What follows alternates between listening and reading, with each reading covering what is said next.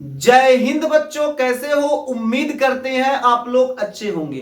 प्यारे बच्चों, आज का क्लास लेके फिर आप सबके बीच उपस्थित हो गए हैं।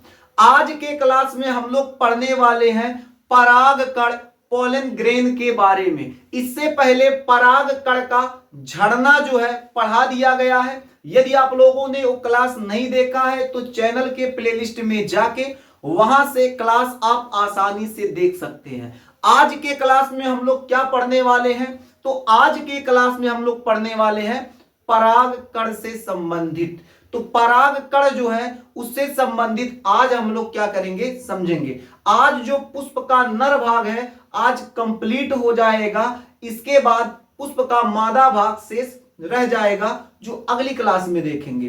तो आज के क्लास में हम लोग क्या अध्ययन करने वाले हैं? परागकण। अगर बात करें परागकण की, तो परागकण जो होता है, परागकण जो होता है नर युग्मकोद्भिद का प्रतिनिधित्व करता है। बस इतना याद रखिएगा, परागकण किसका प्रतिनिधित्व करता है? नर युग्मकोद्भिद का प्रतिनिधित्व करता है। बस इसी से आपका परागकण का परिभाषा तैयार है। तो परिभाषा क्या होगा? परिभाषा होगा नर युग्मकोद्भिद का प्रतिनिधित्व करने वाला संरचना परागकण कहलाता है। क्या कहेंगे? नर युग्मकोद्भिद का प्रतिनिधित्व करने वाला संरचना परागकण कहलाता है। आइए इसको हम लोग लिखते हैं। तो क्या लिखेंगे? परागकण जो होता है क्या होता है? तो यहां लिख लेते हैं हम लोग नर युग्मकोद्भिद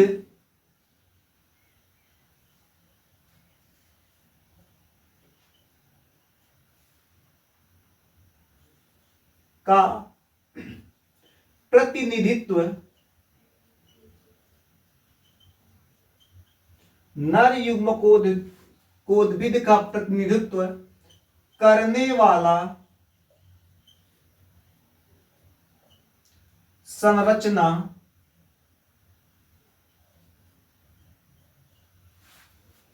परागकण कहलाता है।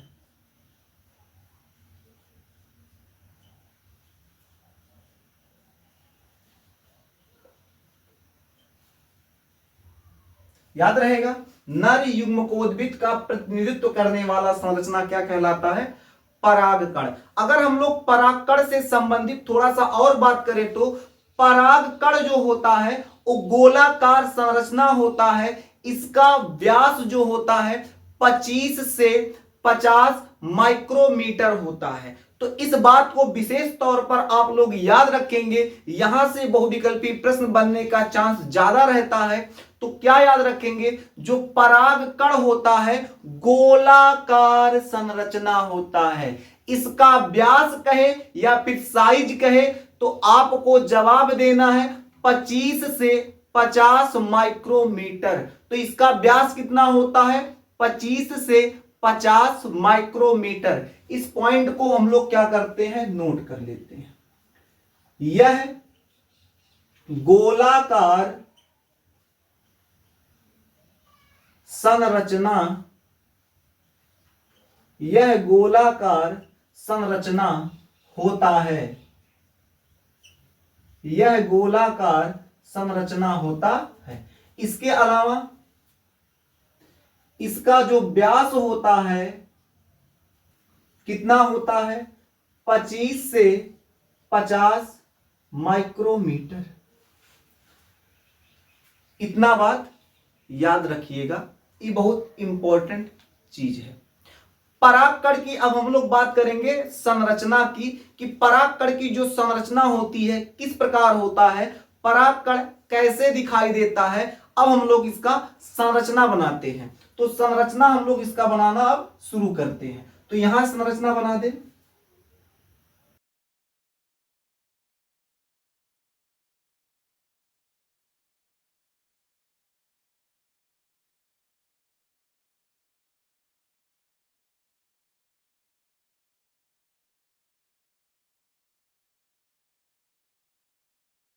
अगर बात करें परागकण की संरचना के बारे में तो ये हमारा क्या हो जाएगा? परागकण की संरचना, परागकण की संरचना। यानी structure of pollen grain, structure of pollen grain यानी पराग कण की संरचना। यहां देखेंगे ये जो पराग कण में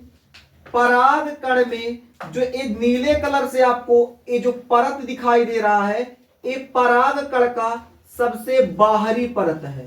ये पराग कण का सबसे बाहरी परत है। इसको हम लोग बाह्य चोल बोलते हैं, बाह्य चोल। इसके अलावा इसके अंदर ये जो अंदर वाला परत है, ये वाला परत, इसको हम लोग अंतःचोल बोलेंगे। इसे हम लोग क्या बोलेंगे? अंतःचोल, अंतःचोल, अंतःचोल। तो ए वाला जो परत होता है ये बाह्य चोल होता है। ये जो अंदर वाला परत होता है अंतःचोल होता है। और ये जो अंदर का ये जो भाग आपको दिखाई दे रहा है, अंदर का ये जो आपको भाग दिखाई दे रहा है, ये जो भाग होता है अंदर का, ये जो बड़ी सी कोशिका दिखाई दे रही है, पूरी कोशिका, इसको हम लोग कायिक कोशिका कहते हैं। कायिक, कायिक कोशिका। कल के क्लास में आपको पढ़ाया गया था जो कायिक कोशिका होती है उसके कोशिका द्रव्य में, तो कायिक कोशिका ये आपका ए वाली पूरी कोशिका क्या हो जाएगी? कायिक कोशिका। कायिक कोशिका के अंदर एक क्या उपस्थित है? तो केंद्रक उपस्थित है। क्या उपस्थित है?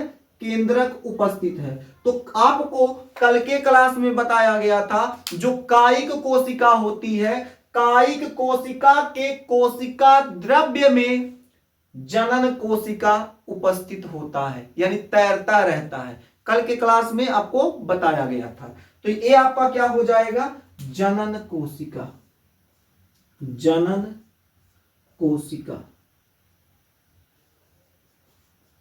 जनन कोशिका। इसके बाद ये जो यहां खाली खाली सा भाग दिख रहा है, ये नुकीला सा भाग जो तीनों कोना दिख रहा है, इसको हम लोग क्या कहते हैं? तो इसको हम लोग कहते हैं जनन छिद्र, जनन छिद्र। क्या कहते हैं? जनन छिद्र कहते हैं।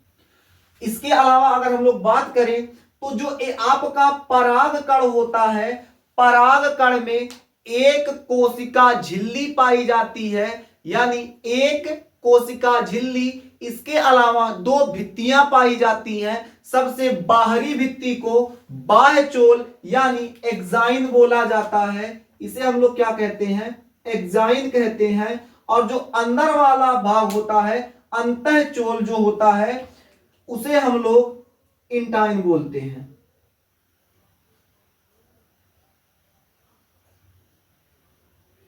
ठीक है, तो इस पॉइंट को आप जरूर याद करेंगे कि जो पराग कण होता है इसमें एक कोशिका झिल्ली उपस्थित होता है तथा दो भित्तियां पाई जाती हैं। तो लिखेंगे क्या हम लोग? इसमें हम लोग लिख लेते हैं इसमें एक कोशिका झिल्ली,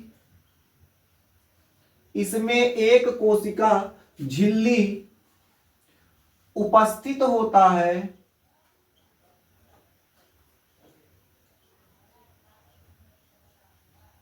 तथा इसमें एक कोशिका झिल्ली तथा, ऐसे लिखेंगे, इसमें एक कोशिका झिल्ली तथा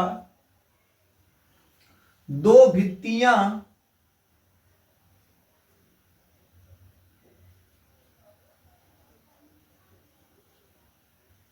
इसमें एक कोशिका झिल्ली तथा दो भित्तियां पाई जाती हैं, पाई जाती हैं। ये जो दो भित्तियां होती हैं, इसकी जो पहली भित्ति होती है, जो पहली भित्ति होगी इसे बाह्य चोल कहेंगे और जो दूसरी भित्ति होगी उसे अंतःचोल कहेंगे। तो जो पराग कण होता है, पराग कण में क्या होता है, सबसे बाहर जो होता है बाह्य चोल पाया जाता है, यानी एक्जाइन पाया जाता है। एक्जाइन जो होता है आपका, एक्जाइन सबसे बाहरी परत होता है और सबसे कठोर परत भी होता है। ये जो आपका बाह्य चोल होता है ये सबसे बाहरी परत होता है, सबसे कठोर परत होता है। इसके अलावा ये जो बाह्य चोल होता है ये आखिर कठोर क्यों होता है, क्योंकि इसका जो लेयर होता है ये जो बना होता है तो एक किसका बना होता है, स्पोरोपोलेनिन एंजाइम का बना होता है। यानी ये जो होता है स्पोरोपोलिन का बना होता है। स्पोरोपोलिन के बने होने के कारण ये क्या होता है, अत्यधिक सख्त होता है, मजबूत होता है। तो आप सबसे पहले क्या लिखेंगे, आप लिखेंगे बाह्य चोल। क्या लिखेंगे, बाह्य चोल, बाह्य चोल। तो बाह्य चोल क्या हो जाएगा,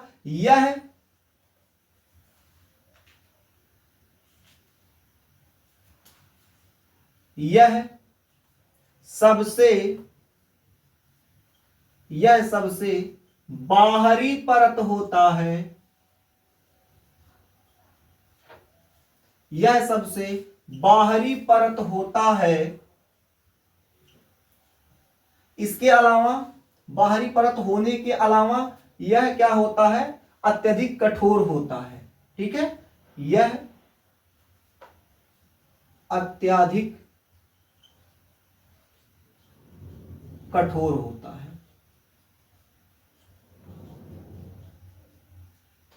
अत्यधिक कठोर होता है।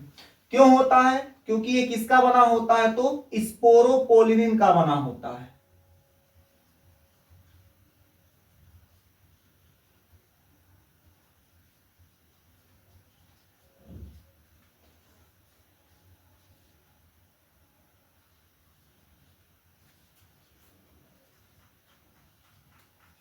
किसका बना होता है, स्पोरोपोलिन का बना होता है।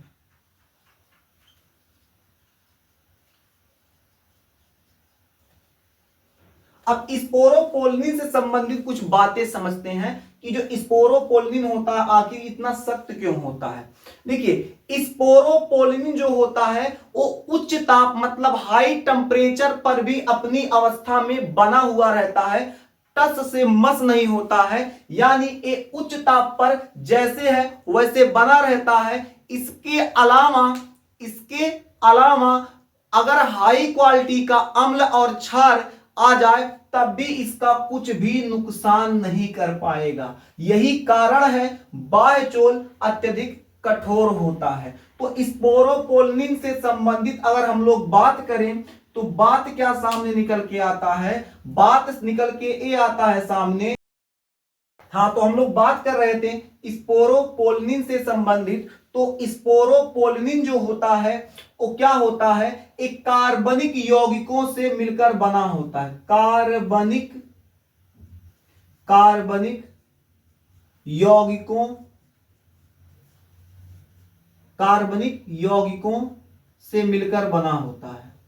ठीक है, या कार्बनिक यौगिक बस लिखते हैं। तो किसका बना होता है, कार्बनिक यौगिक का बना होता है। ये जो स्पोरोपोलिन होता है, कौन, स्पोरोपोलिन,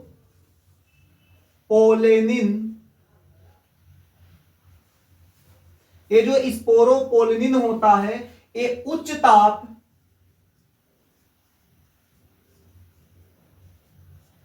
कामा सुदृढ़,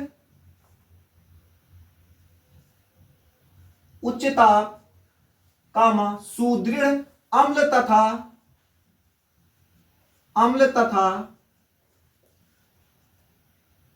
क्षारों के समक्ष, अम्ल तथा क्षारों के समक्ष, समक्ष ना लिखो, अम्ल तथा क्षारों के सम्मुख लिखो, सम्मुख उच्च तथा सुदृढ़ अम्ल तथा क्षारों के सम्मुख टिका रहता है, टिका रहता है। अभी तक ऐसा कोई एंजाइम नहीं खोजा गया है या अभी तक ऐसा कोई एंजाइम नहीं पाया गया है या फिर ज्ञात नहीं हुआ है जो स्पोरोपोलिन को तोड़ सके। तो ये पॉइंट आप जरूर याद रखेंगे कि जो स्पोरोपोलिन होता है उसको तोड़ने वाला, उसको विभाजित करने वाला अभी तक ऐसा कोई एंजाइम अभी तक सामने नहीं आया है। तो बाबू दबदबा तो इसी का है, किसका? स्पोरोपोलिन का। झूठों को स्टेटस लगा रहे हो कि दबदबा था, दबदबा है, बेकार चीज है। दबदबा किसका है? इसका। अभी तक इसको तोड़ने वाला कोई एंजाइम नहीं है। तो इसको लिख लीजिए, अभी तक इसे तोड़ने वाला, अभी तक इसे तोड़ने वाला कोई एंजाइम, अभी तक इसे तोड़ने वाला कोई एंजाइम, कोई भी एंजाइम, कोई भी एंजाइम, कोई भी एंजाइम ज्ञात नहीं है, ज्ञात नहीं है। ठीक है, तो अभी तक इसे तोड़ने वाला कोई भी एंजाइम ज्ञात नहीं है। बात करें अगर हम लोग अब अंतःचोल की, तो अंतःचोल क्या होता है? आप हेडिंग कर लो अंतःचोल। तो अंतःचोल क्या होता है बालक? ये जो अंतःचोल है एक कोमल होता है या फिर कह सकते हैं ये मुलायम होता है। एक कठोर होता है, एक मुलायम, उसका विपरीत ये मुलायम होता है, ये मुलायम होता है, ये मुलायम होता है। इसके अलावा ये जो अंतःचोल होता है ये किसका बना होता है? अभी जब बाह्यचोल पढ़ा रहे थे तो आपको बताए थे बाह्यचोल स्पोरोपोलिन का बना होता है। उसी प्रकार जो अंतःचोल होता है ये क्या होता? मुलायम होता है। और एक किसका बना होता है? तो सेलुलोज। ये किसका बना होता है? सेलुलोज तथा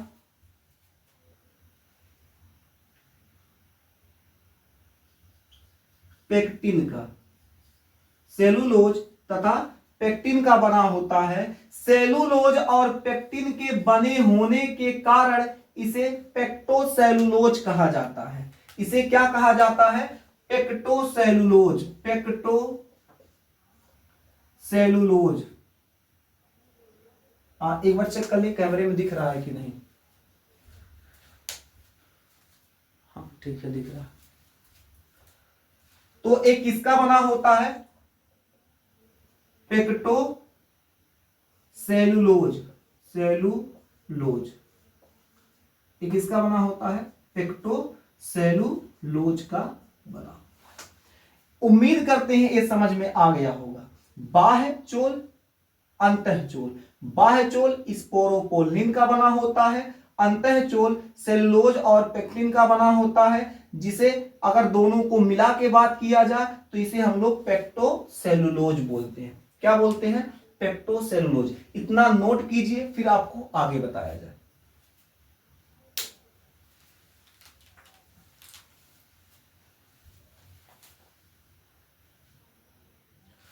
तो अब हम लोग क्या पढ़ेंगे? जनन छिद्र। तो हेडिंग कर लीजिए जनन छिद्र।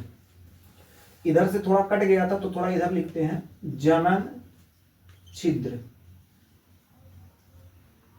क्या कहेंगे? जनन छिद्र,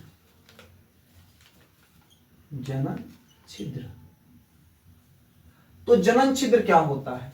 बाह्यचोल का वह स्थल जहां पर स्पोरोपोलिन अनुपस्थित होता है उस स्थान को हम लोग जनन छिद्र कहते हैं। तो अब सबसे पहले यहां तो चित्र मिटा दिए, एक बार फिर से चित्र बना देते हैं, ठीक है, ताकि आपको समझ में आ जाए। जैसे आपका ये जो परागकण होता है कुछ इस प्रकार से भी बनाए थे। एक बार जल्दी से इसको देख लेते हैं।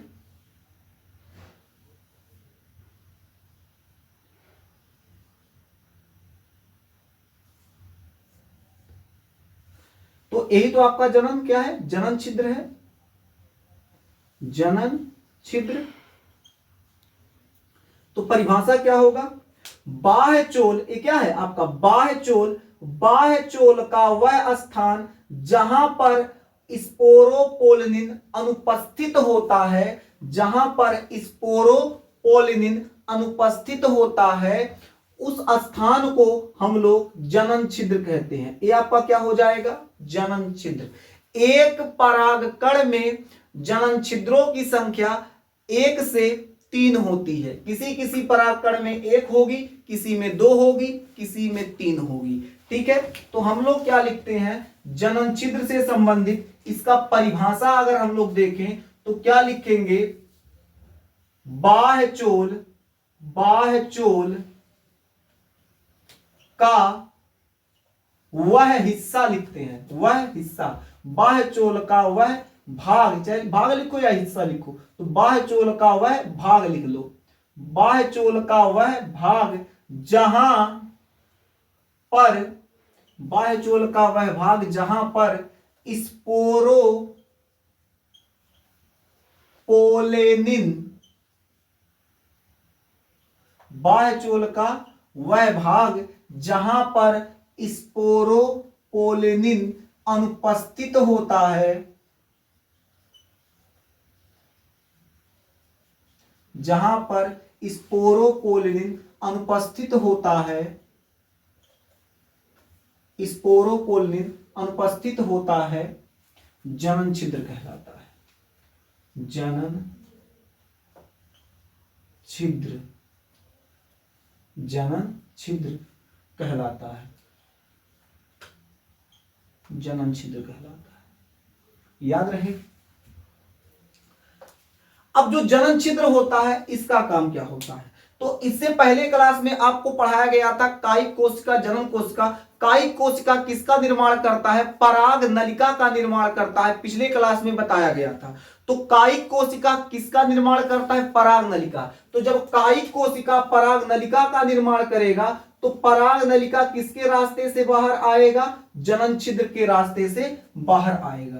तो लिखेंगे यह पराग नलिका, यह पराग नलिका को मार्ग प्रदान करता है।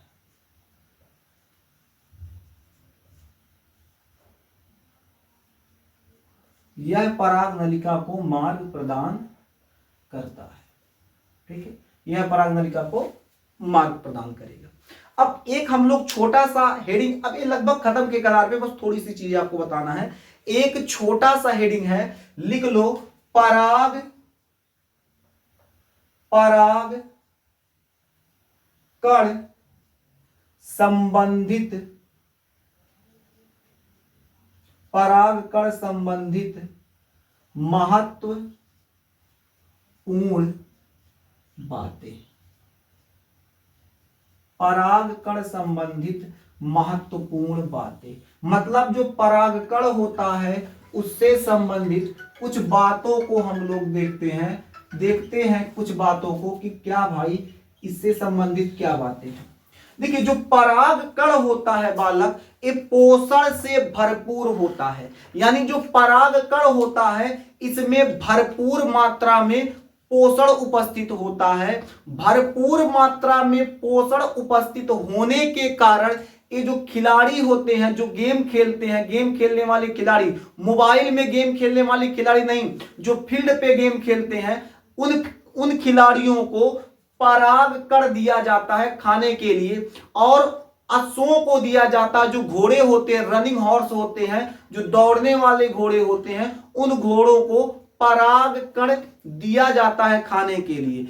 क्यों दिया जाता है? क्योंकि परागकण पोषण से भरपूर होता है, इसलिए उनको दिया जाता है। अब देने का रीजन क्या है? देने का सबसे बड़ा रीजन यह है, जब किसी खिलाड़ी को या अश्वों को परागकण दे दिया जाएगा, परागकण खा लेंगे तो वो पोषण से भरपूर हो जाएंगे, उसके बाद बहुत तेज दौड़ेंगे, अपना कार्य बहुत तेज करेंगे। तो जो भी अपना खेल खेलेंगे उनमें उनकी एनर्जी बढ़ जाएगी, उस खेल में उनकी एनर्जी जो होगी डबल हो जाएगी, जिससे क्या होंगे वो अपने विजय की ओर अग्रसर हो जाएंगे, उस खेल में बेहतर प्रदर्शन करेंगे। इसीलिए जो परागकण होता है खिलाड़ियों को और रनिंग हॉर्स जो होते हैं उनको दिया जाता है। इस पॉइंट को आप लोग खास तौर पे याद रखेंगे, इसीलिए तो हेडिंग करा है परागकण संबंधित महत्वपूर्ण बातें।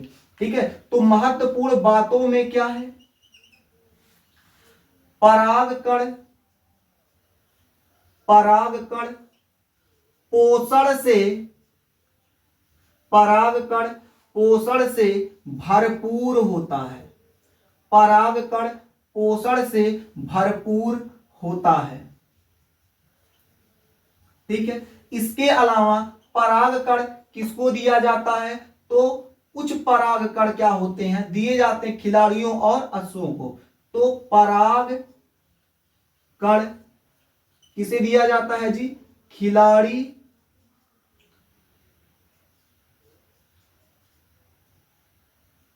खिलाड़ियों और अश्वों को। खिलाड़ी और अश्वों को क्यों दिया जाता है? कि अपना जो प्रदर्शन है प्रदर्शन बेहतर कर सकें। क्यों दिया जाता है? इसलिए दिया जाता है कि इनका जो प्रदर्शन होता है, जो खेल में प्रदर्शन करें, प्रदर्शन क्या करें? बेहतर करें।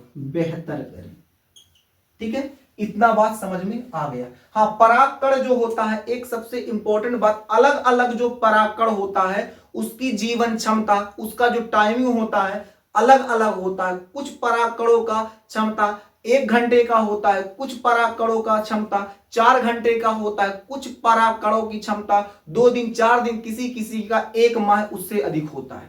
तो अलग अलग परागकणों का जीवन क्षमता अलग अलग होता है। लेकिन जो धान और गेहूं होते हैं इनका जो जीवन क्षमता होता है, या फिर कह सकते हैं इनका जो जीवन काल होता है, इनके परागकणों का जीवन काल बहुत अल्प होता है, बहुत थोड़ा होता है। मात्र 30 मिनट यानी आधे घंटे का ही समय इनके पास होता है। यानी आपके जो धान और गेहूं है, कौन? धान और गेहूं, इनके परागकणों की जीवन क्षमता कितनी होती है? 30 मिनट होती है। कितने मिनट? 30 मिनट यानी आधा घंटा। ठीक है, 30 मिनट या आधा घंटा इसकी जीवन क्षमता होती है। एक छोटी सी हेडिंग और कर लीजिए, उस छोटी सी हेडिंग का नाम है पराग बैंक। इसको अलग करके यहां लिख देते हैं पराग बैंक। ठीक है, ये बहुत छोटा सा टॉपिक है। ठीक है, इसको हम लोग क्या कहेंगे? Pollen bank. पराग बैंक। अब एक पराग बैंक क्या होता है भाई? बैंक क्या होता है? हम कहें आपके पास कुछ पैसा है, तो पैसे को आप बैंक में क्या करते हो? रख देते हो, सेफ पड़ा रहता है।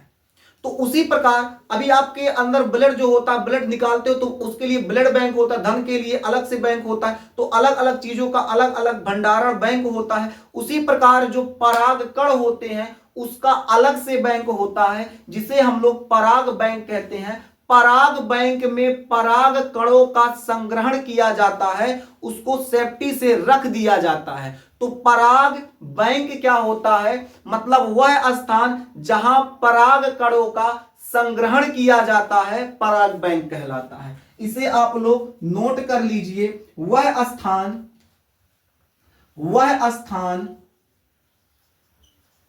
जहां पराग कणों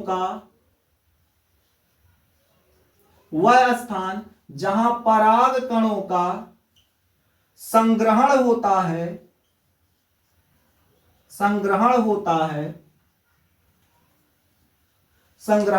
है, पराग बैंक कहलाता है।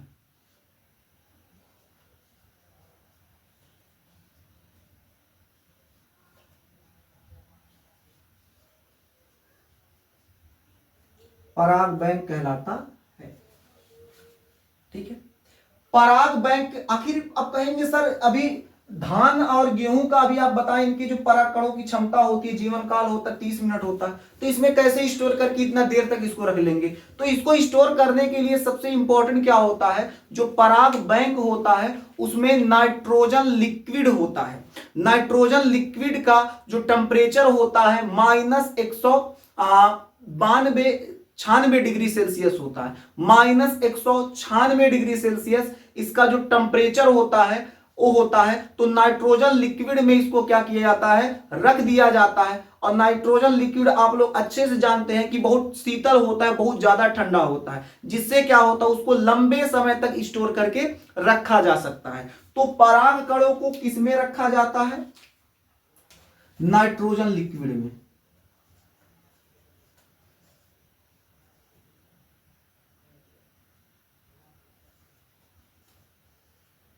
नाइट्रोजन लिक्विड में किसमें रखा जाता है, नाइट्रोजन लिक्विड में। इसका टेम्परेचर कितना होता है, -196 डिग्री सेल्सियस, मतलब बहुत ज्यादा माइनस में, ठीक है ना, बहुत ठंडा होता है, आवश्यकता से अधिक ठंडा होता है, बहुत ज्यादा ठंडा होता है। तो इतना बात आप लोग को उम्मीद करते हैं समझ में आ गया होगा, ठीक है, समझ में आ गया तो बहुत अच्छी चीज है। हाँ, एक चीज और छूट गया था, अभी याद आ गया तो बता दें। हाँ, जो पराग कण होते हैं, यहां से अभी इसमें से एक टॉपिक छूट गया था, जो पराग कण होते हैं, आ गया ध्यान में, बता देते हैं। देखो, जो पराग कण होते हैं, पराग कण एक कुछ विकार भी उत्पन्न करते हैं। पराग कण जो होते हैं कुछ विकार भी उत्पन्न करते हैं। विकार, विकार मतलब कुछ रोग, ठीक है, बीमारी। अब सब परागकण तो रोग या बीमारी या विकार उत्पन्न करेंगे नहीं। कुछ परागकण होते हैं जो विकार उत्पन्न करते हैं। कुछ परागकणों में नाम किसका आता है, तो नाम आता है चीनोपोडियम, चीनोपोडियम या कामा कर दे हरी घास, हरी घास। तो चीनोपोडियम या हरी घास जो होता है ये क्या करता है, एक विकार उत्पन्न करता है, जिस विकार को हम लोग क्या कहते हैं, अस्थमा, अस्थमा, ठीक है, अस्थमा। तो परागकण, कुछ परागकण विकार उत्पन्न करते हैं। कौन से परागकण वो हैं, तो चीनोपोडियम और आपका हरी घास जो होता है अस्थमा जैसी घातक बीमारी को क्या करता है, उत्पन्न करता है। ये जो परागकण होते हैं, अस्थमा क्या होता है, अस्थमा के जो पेशेंट होते हैं उनको सांस लेने में